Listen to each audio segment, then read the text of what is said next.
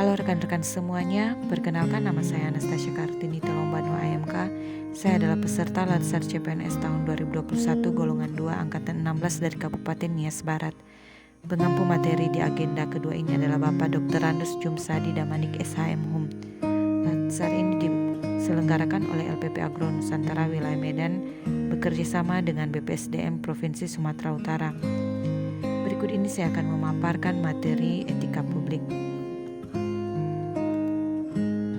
Dalam etika publik ini ada 3 materi yang akan dibahas, yakni kode etik dan perilaku pejabat publik, bentuk-bentuk kode etik dan implikasinya, dan aktualisasi kode etik PNS.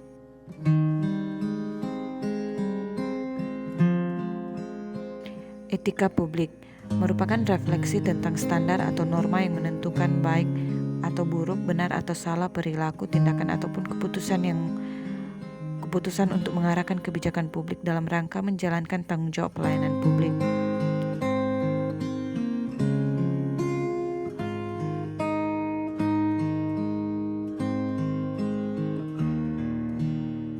Nilai-nilai dasar etika publik memegang teguh nilai-nilai dalam ideologi negara Pancasila, setia dan mempertahankan Undang-Undang Dasar NKRI 1945, menjalankan tugas secara profesional dan tidak berpihak, membuat keputusan berdasarkan prinsip keahlian, menciptakan lingkungan kerja yang non-diskriminatif, memelihara dan menjunjung tinggi standar etika luhur, mempertanggungjawabkan tindakan dan kinerjanya kepada publik,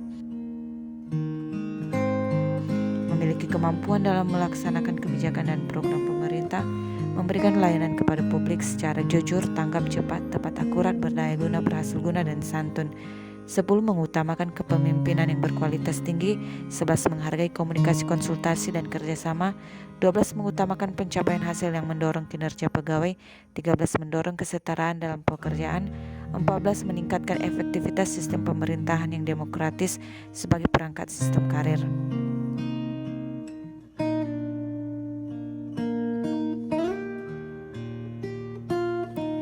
Kode etik aparatur sipil negara ada 12, yakni melaksanakan tugasnya dengan jujur, bertanggung jawab, berintegrasi tinggi. 2. Melaksanakan tugasnya dengan cermat dan disiplin. 3. Melayani dengan sikap hormat, sopan, dan tanpa tekanan. 4. Melaksanakan tugasnya sesuai dengan peraturan perundangan yang berlaku. 5. Melaksanakan tugasnya sesuai dengan perintah atasan atau pejabat yang berwenang sejauh tidak bertentangan dengan ketentuan peraturan perundang-undangan dan etika pemerintahan. 6. Menjaga kerahasiaan yang menyangkut kebijakan negara. 7. Menggunakan kekayaan dan barang milik negara secara bertanggung jawab, efektif, dan efisien. 8. Menjaga agar tidak terjadi konflik kepentingan dalam melaksanakan tugasnya. 9. Memberikan informasi secara benar dan tidak menyesatkan kepada pihak lain yang memerlukan informasi terkait kepentingan kedinasan. 10. Tidak menyalahgunakan informasi internegara, tugas, status, kekuasaan, dan jabatannya untuk mendapat atau mencari keuntungan atau manfaat bagi diri sendiri atau untuk orang lain. 11. Memegang teguh nilai dasar ASN dan selalu menjaga reputasi dan integritas ASN. 12. Melaksanakan ketentuan peraturan perundang-undangan mengenai disiplin pegawai ASN. Lingkup etika publik. 3 fokus utama dalam pelayanan publik. 1. Pelayanan publik yang berkualitas dan relevan. 2. Sisi dimensi reflektif. Etika publik berfungsi sebagai bantuan dalam menimbang pilihan sarana kebijakan publik dan alat evaluasi. 3. Modalitas etika menjembatani antar norma, moral, dan tindakan faktual. 3. Dimensi etika publik. Yang pertama, dimensi kualitas pelayanan publik, dimensi modalitas, dan ketiga, dimensi tindakan integritas. Bentuk-bentuk kode etik dan implikasinya. 1. Pentingnya etika dalam urusan publik. 2. Penggunaan kekuasaan. 3. Konflik kepentingan. 4. Sumber-sumber kode etik bagi aparatur sipil negara. Aktualisasi kode etik PNS. 1. Pemanfaatan sumber daya publik. Absen sidik jari. 3. Penerimaan tenaga honorer. 4. Pemberian hadiah atau cindramata. 5. Konflik kepentingan dalam pengadaan pelantikan wali kota di penjara. 7. Terpidana korupsi menjabat kembali.